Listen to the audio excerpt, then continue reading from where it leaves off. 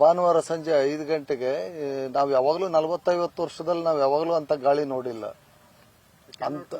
ಅಂತ ಗಾಳಿ.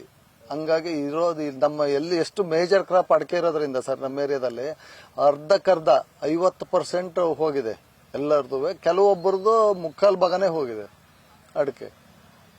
ಹಂಗಾಗಿ ತುಂಬಾ ಹಾನಿ. ಅದ್ರ ಮೇಲೆ ಡಿಪೆಂಡ್, ಜೀವನ ಎಲ್ಲ ಅದ್ರ ಮೇಲೆ ಡಿಪೆಂಡ್. ರೈತರಿಗೆ ಆರ್ಥಿಕವಾಗಿ ಸುಧಾರಿಸ್ಕೊಳ್ಳೋದು ಭಾರಿ ಕಷ್ಟ ರೈತರು ಈಗಿನ ಅನಾಹುತದಿಂದ.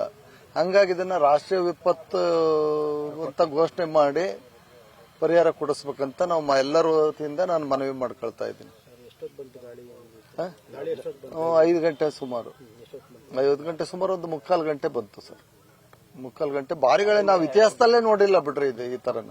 ಹಂಗಾಗಿ ಇದನ್ನ ರಾಷ್ಟ್ರೀಯ ವಿಪತ್ತು ಅಂತ ಘೋಷಣೆ ಮಾಡಲೇಬೇಕು ಅಂತ ನಾವು ಒತ್ತಾಯಪೂರ್ವಕವಾಗಿ ಕೇಳ್ಕೊಂತ ಇದೀವಿ. ಒಂದು 8-10 ಹಳ್ಳಿ ಆಗಿದೆ.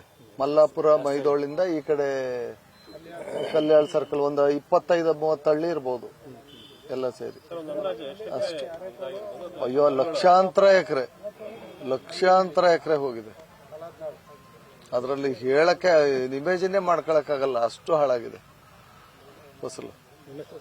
ಜಯದೇವಪ್ಪ ಅಂತ, ಅರತೋಳು ಗ್ರಾಮ ಸರ್.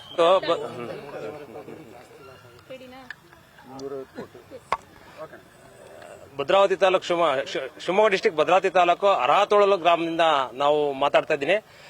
ಈ ನಿನ್ನೆ ಏನ್ ನಮಗೆ ಬಿರುಗಾಳಿ ಸಹಿತ ಮಳೆ ಏನ್ ಬಂತಲ್ಲ, ಈ ಗಾಳಿಯಲ್ಲಿ ನಮ್ಮ ಜೀವನನೇ ಕೊಚ್ಚಿಕೊಂಡು ಹೋಗಿದೆ. ನಮ್ಮ ಮುಂದಿನ ಜೀವನ ಹೆಂಗ್ ಮಾಡಬೇಕು ಅನ್ನೋದೇ ತೋರಿಸಿದಂಗಾಗಿ ನಮ್ಮ ಹಳ್ಳಿ ಗ್ರಾಮಸ್ಥರೆಲ್ಲ ಭಾರಿ ಚಿಂತೆಗೀಡಾಗಿದ್ದಾರೆ. ಅದೇ ರೀತಿ ಮುಂದಿನ ದಿನಗಳಲ್ಲಿ ನಮ್ದು ಭದ್ರಾವತಿ ತಾಲೂಕಲ್ಲಿ ಪೂರ್ತಿ ಸಿಂಗಲ್ ಕ್ರಾಪ್, ಭತ್ತನೂ ಇಲ್ಲ, ರಾಗಿ ಇಲ್ಲ, ಯಾವುದೂ ಇಲ್ಲ, ಬರೀ ಸಿಂಗಲ್ ಕ್ರಾಪ್ ಅಡಿಕೆ ಮೇಲೆ ಡಿಪೆಂಡ್ ಆಗಿದ್ವಿ. ಪೂರ್ತಿ ಅಡಿಕೆ ನೆಲ ಕಚ್ಚಿದೆ. ಪೂರ್ತಿ ಅಡಿಕೆ ನೆಲ ಕಚ್ಚಿ ಅಷ್ಟು ಬೆಳೆನೇ ಇಲ್ಲ.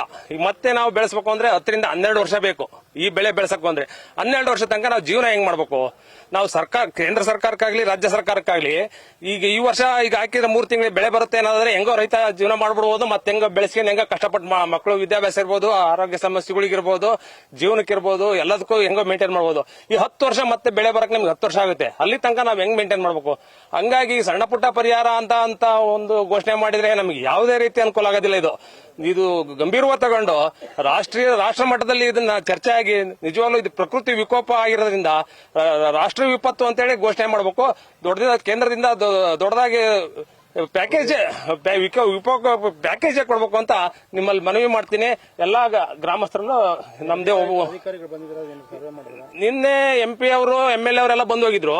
ಇವತ್ತು ಸಹ ಮಿನಿಸ್ಟರ್ ಬರ್ತಾ ಇದಾರಂತೆ. ನಾವು ಅವ್ರನ್ನೇ ಕಾಯ್ತಾ ಇದೀವಿ. ನಾವು ಅವರಲ್ಲೂ ಕೂಡ ಒತ್ತಾಯಪೂರ್ವಕ ಇದನ್ನೇ ಕೇಳ್ತೀವಿ. ಅಧಿಕಾರಿಗಳು ಸರ್ವೆ ಮಾಡಕ್ಕೆ ತೋಟಗಳಿಗೆ ಹೋಗಕ್ ದಾರಿ ಇಲ್ಲ. ನಮ್ ತೋಟಕ್ಕೆ ನನಗೆ 2 ದಿವಸ ಆಯ್ತು, ನನ್ನ ತೋಟಕ್ಕೆ ಹೋಗಕ್ಕಾಗಿಲ್ಲ. ನಂದು 2 ಎಕರೆ ತೋಟದಲ್ಲಿ 1200 ಗಿಡದಲ್ಲಿ 200 ಗಿಡ ಇಲ್ಲ, 1000 ಗಿಡ ಬಿದ್ದೋಗಿದೆ. ನನಗೆ ಅವತ್ತು ತೋಟ ನೋಡಿದಾಗಲಿಂದನೂ ವಾಮಿಟ್ ಬಂದು ಬೀಳೋ ಸ್ಥಿತಿಯಾಗಿದ್ದೆ ನಾನು. ಇವತ್ತಿಗೂ ನಾನು ಮತ್ತೆ ತೋಟಕ್ಕೆ ನಂದು 25 ವರ್ಷದ ಗಿಡ. 25 ವರ್ಷದ ಗಿಡದಲ್ಲಿ ನಾನು ಮಕ್ಕಳಿಗಿಂತ ಹೆಚ್ಚಾಗಿ ಸಾಕಿದ್ದೆ ನನ್ನ ಮರನ.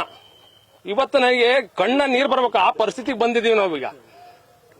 ಈಗ ಇದಕ್ಕೆ ಯಾವ ಮಟ್ಟದಲ್ಲಿ ಪರಿಹಾರ ಕೊಡ್ತಾರೆ, ಇದನ್ನ ಹೆಂಗ್ ಸರಿ ಮಾಡ್ತಾರೆ, ನಮ್ಮ ಜೀವನ ಮುಂದಿನ ಜೀವನ ಹೆಂಗೆ ಅನ್ನೋದು ನನಗಂತೂ ಗೊತ್ತಾಗ್ತಾ ಇಲ್ಲ.